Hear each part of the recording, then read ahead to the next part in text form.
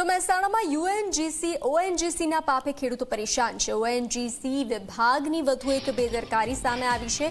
Pipeline leakage થતા ખેડૂતોના ખેતરમાં ઓઇલ ફરી વળ્યું છે। બહુચરાજીના કનોડા ગામે ખેડૂતોના ઘઉંના ખેતરમાં ઓઇલ ફરી વળ્યું છે। ખેડૂતને તૈયાર પાક બરબાદ થયો છે। ખેતરના સર્વે નંબર 359માંથી પસાર થાય છે ઓએનજીસીની પાઇપલાઇન લીકેજ થવાના કારણે ક્રૂડ ઓઇલ ખેતરમાં ફરી વળ્યું છે। તો એક તરફ માવઠાનો માર અને બીજી તરફ બેદરકારીના કારણે ખેડૂતોને ફરી નુકસાની વેઠવાનો વારો આવી રહ્યો છે। મહેસાણામાં ઓએનજીસીના પાપે ખેડૂતો હેરાન પરેશાન થયા છે।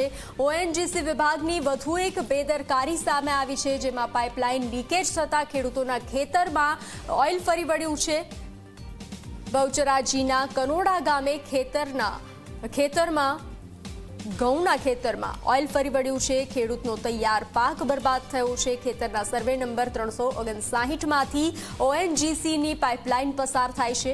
પાઇપલાઇન લીકેજ થવાના કારણે ક્રૂડ ઓઇલ ખેતરમાં ફરી વળ્યું છે। તો આ જે રીતે દ્રશ્યો જોઈ રહ્યા છો, એક તરફ માવઠાનો માર, તેને લઈ ખેડૂતો હાલ અત્યાર સુધી હેરાન પરેશાન હતા, પાણી ભરાઈ રહેતા હતા। એક તરફ કેનાલમાં ગાબડું પડતા પણ ખેડૂતો પરેશાન થાય છે। તો હવે ક્રૂડ ઓઇલ ખેતરમાં ફરી વળતા ખેડૂતો પરેશાન થયા છે।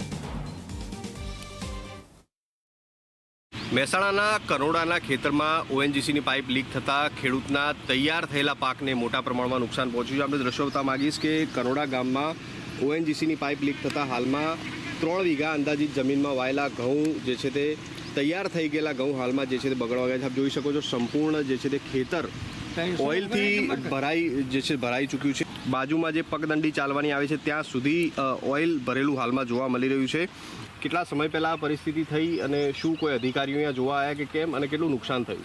અહીંયા મને કાલે સવારે મને ઇન્ફોર્મ કરેલું કે ભાઈ તમારે લીક થયું, એટલે હું એમને કીધું કે તમે રિપેર કરી દેજો, કારણ કે રિપેર તો કરવું જ પડે, ઓઇલ તો ચાલુ રહે તો વધારે નુકસાન થાય, એટલા માટે મેં ઇન્ફોર્મ કરેલું 3 દિવસ। અને કાલે સવારે હું આવ્યો તો સવારે જો આખું ખેતર ભરેલું હતું। પછી સોજના ફરતી આવ્યો તો મેં પછી સલાહ લીધી કે ભાઈ આટલું બધું ભરેલું, આટલું નુકસાન ખેડૂતનું હોય, 3 ફૂટ ઊંડાઈ સુધી માટી કાઢી નાખવાની અને નવી માટી ભરીને આપવાની। અને એમાં માટી ભરવા છતાંય અમને નુકસાન એવું કે પાકનું જે પ્રોડક્શન મળતું નથી, એટલે એના માટે ખાતરના પૈસા બીજા આ ચાલુ વર્ષ કરતો બીજા 3 વર્ષનું અમને જે મહેનતાણું મળવું જોઈએ, પાક વળતર મળવું જોઈએ।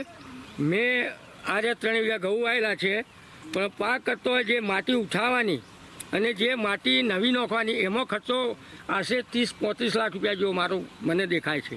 સંપૂર્ણ ખેતર હાલમાં જે છે તે ઓઇલથી ભરાઈ ગયું છે, ત્યારે ખેડૂતની માત્ર એક જ માંગ છે કે આજે તેને મહામૂલી જે પાકનું નુકસાન થયું છે તેના આટલા જે પાક વાવેતર માટે જે બિયારણ સહિતના જે ખર્ચા થયા હતા તે તેને યોગ્ય છે તે વળતર તેને આપવામાં આવે।